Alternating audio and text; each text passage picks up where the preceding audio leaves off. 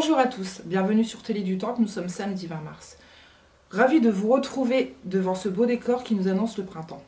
Au sommaire, nous parlerons du projet embellissement, nous irons à la rencontre des bénévoles et des salariés d'ONA qui nous parleront de leur atelier palette, de nos éternels kits cuisine, du fonctionnement de travail de l'équipe du centre, un peu de sport avec Florence et nous finirons avec le mot de la fin. Retrouvons Cerise d'une célèbre assurance qui va nous parler du projet environnement. Bonjour Aurélie, et non, je ne suis pas Cerise d'une célèbre assurance, mais bien Isabelle Petit, présidente du comité d'usagers de Dutemps. Contente d'être de retour parmi vous, avec toi Aurélie, pour présenter cette info. Je me suis habillée comme ceci aujourd'hui car le cerisier porte de nombreux symboles, notamment en Asie. La fleur fragile et délicate, comme la vie, annonce l'arrivée du printemps. Ces fleurs sont ainsi des symboles de pureté, de prospérité et de renouveau. Le renouveau, justement, parlons-en.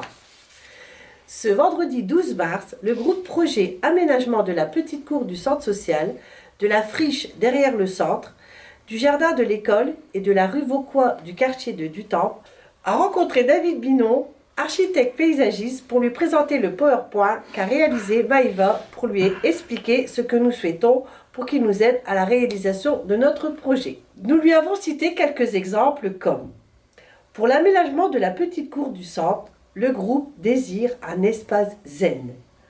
Pour l'aménagement de la friche derrière le centre, le groupe désire un espace ludique avec de la récupération ainsi qu'un espace convivial.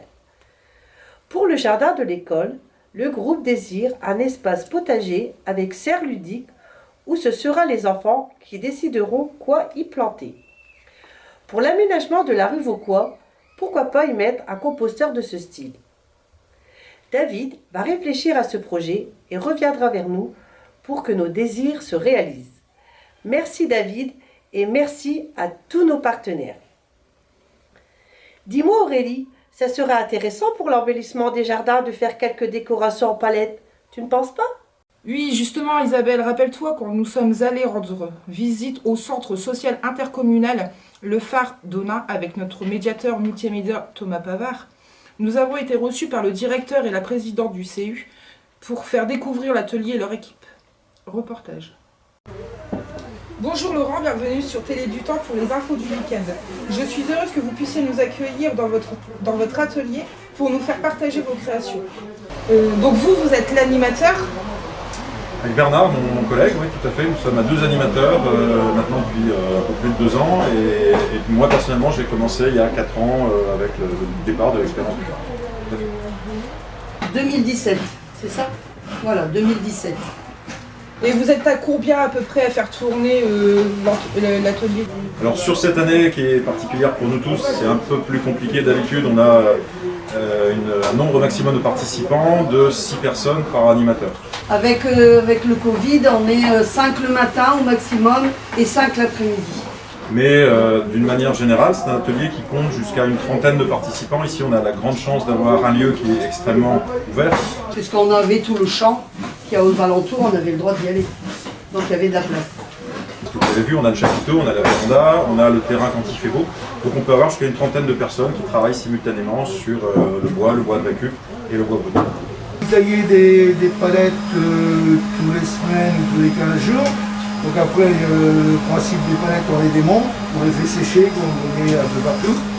S'il y a des nouvelles personnes qui veulent venir, c'est possible? Tout à fait, c'est ouvert à tout le monde, même si vous n'avez pas de notion.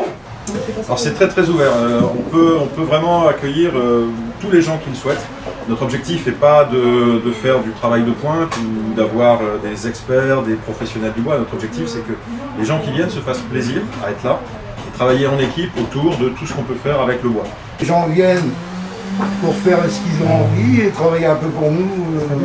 Une fois que vous avez votre carte d'adhérent, vous pouvez assister à tous les ateliers.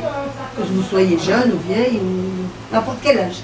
Plus les personnes qui viennent avec une idée, une envie, et puis nous on les aide, on les accompagne. On crée éventuellement les équipes quand ce sont des objets trop importants pour qu'une seule personne la réalise seule. L'objectif n'est pas que ça soit vite fait, c'est qu'on prenne encore une fois plaisir à le faire. S'il faut plusieurs séances pour le faire, Il n'y aura pas de souci là-dessus. C'est vraiment pas lié à la performance physique de chacun des participants. C'est selon les envies, on essaye d'intégrer tout le monde sur des projets qu'on peut faire collectivement. Il faut habiter à Onin pour pouvoir participer à vos créations.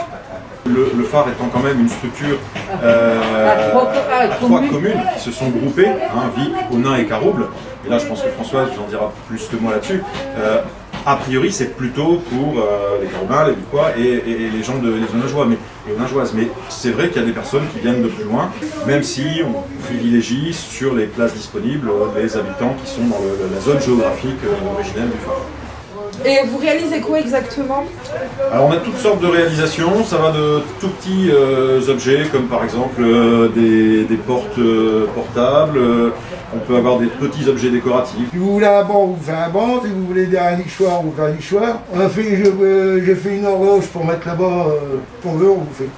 Là pour l'instant on est en train de préparer par rapport au projet, le jardin d'essence. Donc on fait des tables, on fait des bancs, on a fait un support publicitaire, on fait tout le monde.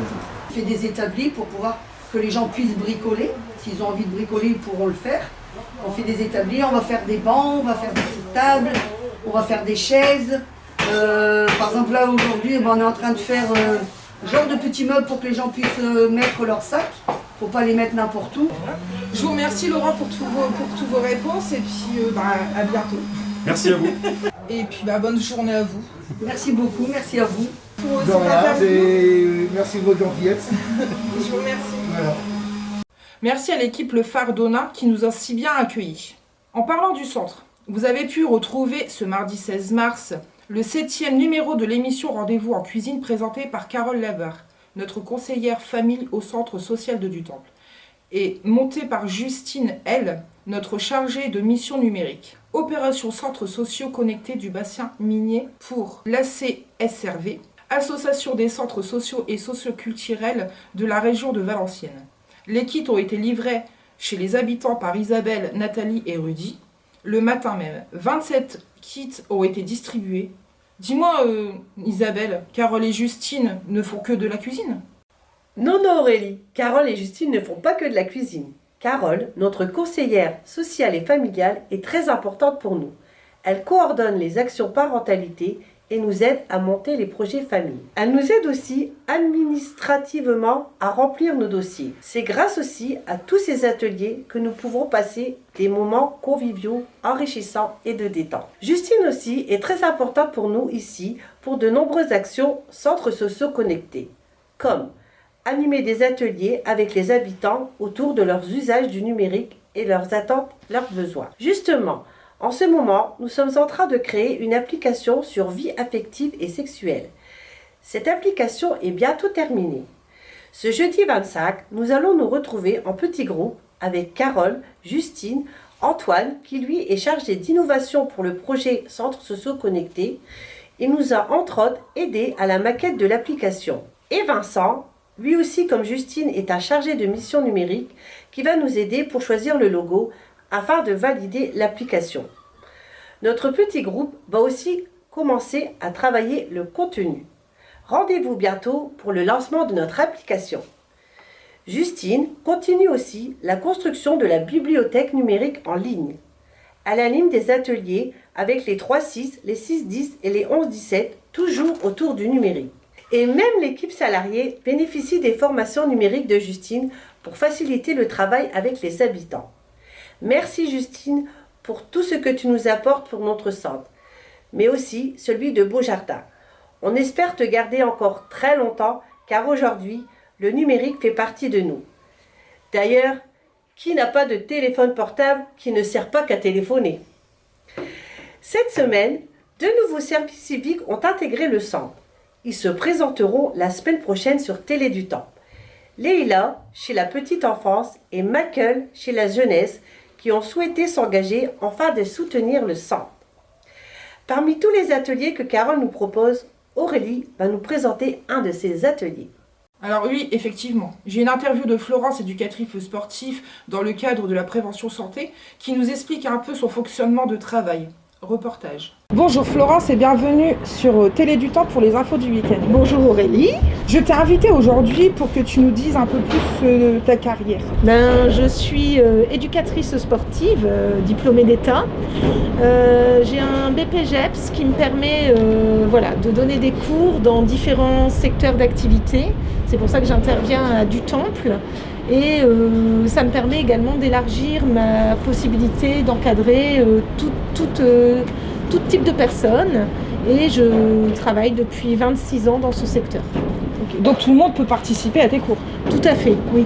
C'est vraiment une activité qui est pluridisciplinaire. Donc toute personne qui est intéressée pour reprendre une activité sportive peut venir et justement j'adapte ma façon de travailler pour que ça corresponde aux attentes de tout le monde. Okay. Et tu pourrais nous donner quelques exemples sur tes pratiques, tes exercices?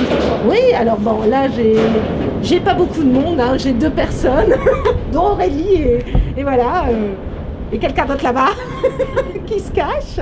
Et pour dire que je leur propose ou du HIIT qui permet de travailler en fractionné.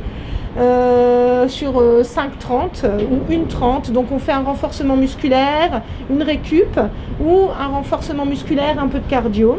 On peut faire du renforcement musculaire comme des tailles abdos-fessiers, renforcement musculaire généralisé à plus ou moins forte intensité. Là à l'heure actuelle on travaille à l'extérieur vu les conditions. Et on adapte et j'adapte en fonction du tout à chacun. Et je sais aussi que par rapport justement aux tranches d'âge, tu fais aussi un petit peu des activités un peu plus zen en fait. Oui. Je peux donner des cours de body zen qui sont un mélange de tai chi, yoga, stretching, pilates qui permettent de travailler l'équilibre, le renforcement musculaire des muscles posturaux. C'est vraiment un travail tout en douceur qui permet de mobiliser les articulations, de travailler l'équilibre, une notion qu'on perd au fur et à mesure de l'âge. Et c'est quelque chose qui est vraiment intéressant et très enrichissant. Et ça, quel que soit l'âge. Et tu fais de la danse aussi? Oui. Je fais des petits cours de danse, des chorégraphies à thème, que ce soit cardio, funky, disco, latino, brésilien, un petit peu tout ce qui se danse et qui donne dans la bonne humeur. Merci Florence de nous maintenir en forme chaque semaine et à bientôt. Merci Aurélie, puis à très vite. Ciao. Ciao. Je te remercie Florence pour tes explications et remercie Thomas Pavard pour tous ses montages et reportages. Moi, je vous dis à bientôt peut-être et vous laisse avec Isabelle avec qui j'ai apprécié ce moment. Pour le mot de la fin. Au revoir. Pour ce mot de la fin, je vais vous expliquer la technique des 3 singes. La meilleure des techniques humaines de réussite face à des humains mauvais ou à des passages à vide est de rien écouter, rien dire, rien voir, juste aimer à fond la vie et ceux à qui vous pensez. Voilà, profitez de la vie, profitez du printemps, portez-vous bien et à la semaine prochaine. Au revoir.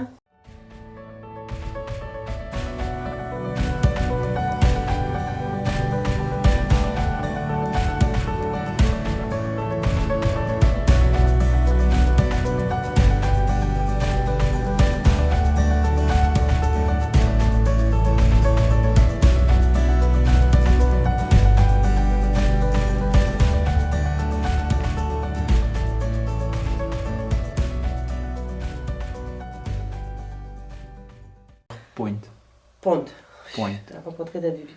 Power. Point. PowerPoint. Point. Point. Point. Point. Voilà. PowerPoint.